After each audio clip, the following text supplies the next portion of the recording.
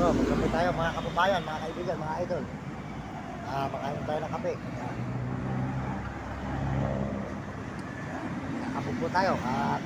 Ipita lang po natin. Ipita po tayo sa tulugan natin. So, sa mga tindahan ng bahay. Ito po tayo natutulog sa may gilid ng highway.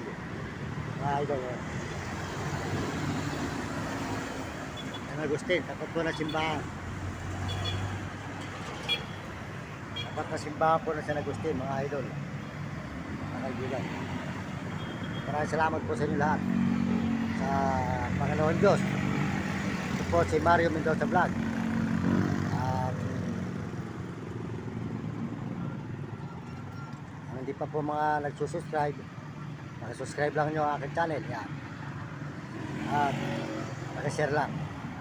Mario Mendoza Vlog. Maraming salamat po sa inyo lahat. Tayo po makainom ng kape. Kape po muna ako, bumili ko sa tindahan kape.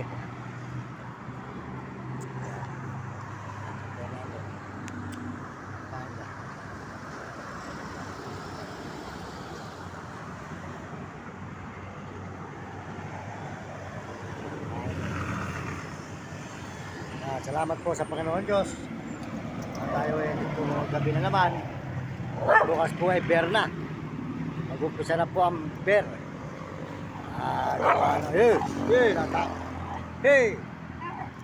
Po nga. Po. Tapon ng kape. At palapit na naman po ang Pasko. Mga kababayan, mga idol. Yan. Yan po. Nag-message po si Ate